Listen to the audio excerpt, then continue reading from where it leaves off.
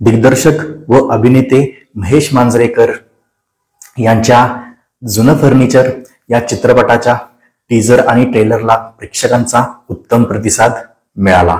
तेव्हापासूनच प्रेक्षक हा चित्रपट केव्हा प्रदर्शित होतोय याची वाट पाहत होते। सगळ्यांना या चित्रपटाबाबतीत उत्सुकता लागलेली होती। हा चित्रपट सगळीकडे प्रदर्शित झाला आहे।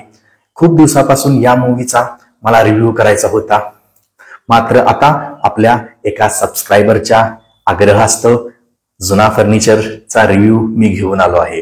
तर या चित्रपटामध्ये ज्येष्ठ नागरिकांच्या अस्तित्वाचा मुद्दा जरी उपस्थित करण्यात आला असला तरीही संपूर्ण कुटुंबाने एकत्रित पाहावा असा हा चित्रपट आहे।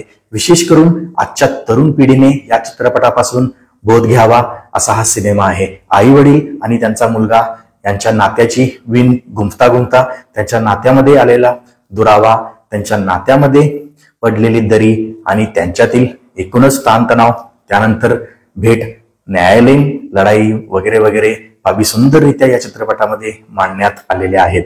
भावनिकदृष्ट्या खिळवून ठेवणारा आणि विचार करायला लावणारा असा हा चित्रपट आहे। महेश मांजरेकर आणि त्यांच्या टीमने कौटुंबिक व सामाजिक प्रश्नांची मांडणी करणारा असा उत्तम चित्रपट दिला आहे। ही कथा आहे रिटायर्ड आयुष्य जगणाऱ्या गोविंद राठोड म्हणजेच आपल्या महेश मांजरेकर या ज्येष्ठ नागरिकाची आणि त्यांची पत्नी सुहासिनी म्हणजेच मेधा मांजरेकर। एका छोट्याशा घरात राहत असतात ते। त्यांना अभय म्हणजेच भूषण प्रधान नावाचा एक मुलगा असतो। अभय हा IAS अधिकारी झालेला असतो। त्याने आपल्या पत्नी अवनीसह म्हणजेच अनुष्का दांडेकर सोबत आपला वेगळा संसार थाटलेला असतो। मात्र आपल्या वडिलांचे सगळे आर्थिक व्यवहार तोच सांभाळत असतो। दरम्यान त्याची नियुक्ती मुख्यमंत्र्यांच्या प्रधान सचिव म्हणून होते। अशातच त्याच्या आईची तब्येत अचानक बिघडते।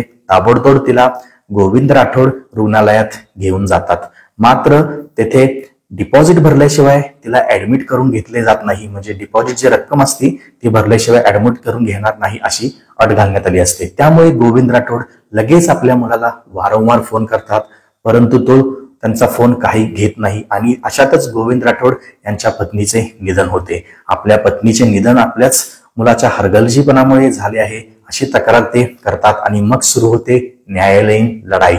त्यानंतर या न्यायालयीन लढाईत कोणाचा जय पराजय होतो, गोविंद राठोड कशा प्रकारचा संघर्ष करतात, त्यांना कुणाकुणाची साथ वा मदत मिळते वगैरे बाबी पडद्यावरच पाहिलेल्या बऱ्या। महेश मांजरेकर यांची ही कथा आहे, स्टोरी आहे आणि त्यांनी या स्टोरीची मांडणी उत्तमरित्या केली आहे। कथा, पटकथा आणि संवाद या तिहेरी भूमिकेबरोबरच त्यांनी दिग्दर्शन आणि अभिनय केला आहे। यातील गाणेही त्यांनीच गायले आहे। हा चित्रपट म्हणजे सब कुछ महेश मांजरेकरच आहेत। वन मॅन आर्मी असे म्हटले तरी ते वावगे ठरणार नाही। संपूर्ण चित्रपटाचा डोलारा त्यांनी आपल्याच खांद्यावर घेतलेला आहे।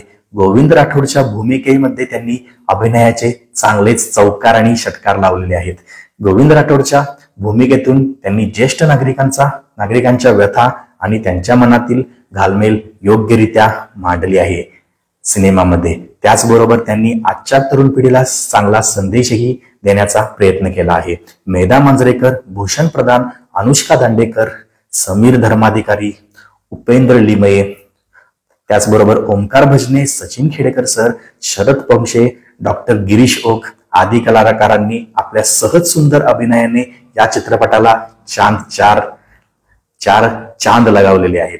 विशेष बाब म्हणजे अभिनेता उपेंद्र लिमयेने साकारलेली पक्या भाईची भूमिका म्हणजेच या चित्रपटातील सरप्राईज पॅकेज आहे। ही भूमिका त्याने अगदी उत्तमरित्या वठवली आहे। शिवाय चित्रपटाचा क्लायमॅक्स एकदम सरप्राईज देणारा असा झालेला आहे। हा एक चांगलाच रंगलेला कोर्ट ड्रामा आहे। चित्रपटातील संवाद दमदार आहेत आणि ते आपल्याला अस्वस्थ करतात आणि थ्रिलर देतात, नकळतपणे आपल्या डोळ्यांच्या कडा पाणावतात। चित्रपटातील संगीत आणि सिनेमॅटोग्राफी एकदम उत्तम आहे। चित्रपटामध्ये काही बाबी इलॉजिकल वाटतील आपल्याला, परंतु एकूणच चित्रपटाचा विषय पाहता त्याच्याकडे इग्नोर केलेले बरे, कारण या चित्रपटाचा विषयच असा आहे की तो आपल्याला शेवटपर्यंत खिळवून ठेवतो। एक भावनाप्रधान, दमदार आणि हृदयस्पर्शी असा हा चित्रपट आहे। माझ्याकडून या मूवीला 5 पैकी 4 स्टार्स मिळतील। जुना फर्निचर हा मूवी अलीकडील मराठी मूवीमध्ये खूप जास्त गाजलेला चित्रपट आहे। या मूवी खूप लोकांनी ह्या मूवीसाठी अगदी एक्साइटेड होते, त्याचप्रमाणे मी देखील ह्या मूवीसाठी एक्साइटेड होतो आणि फायनली माझ्याकडून या मूवीचा रिव्ह्यू आपल्याला मिळाला आहे. अशाच प्रकारेच्या मराठी मूवीजच्या रिव्ह्यूज, त्यासोबतच बॉलिवूड व हॉलिवूड तसेच साऊथ सिनेमा इंडस्ट्रीच्या मूवीजच्या रिव्ह्यूसाठी संदेशच्या रिव्ह्यूला सबस्क्राईब करा आणि साईडवाले बेल नोटिफिकेशनला ऑन करून ठेवा, कारण मी माझ्या येणाऱ्या प्रत्येक व्हिडिओच्या अपडेट्स आपल्यापर्यंत अशाच रीतीने पोहोचतील. सो मी पुढच्या वेळी भेटूया याच ठिकाणी अशाच काही धमाकेदार मूवीच्या बाबतीत जाणून घेऊया. सो नमस्कार, आपली काळजी घ्या आणि संदेश का रिव्ह्यू चॅनल वरती टिकून राहा.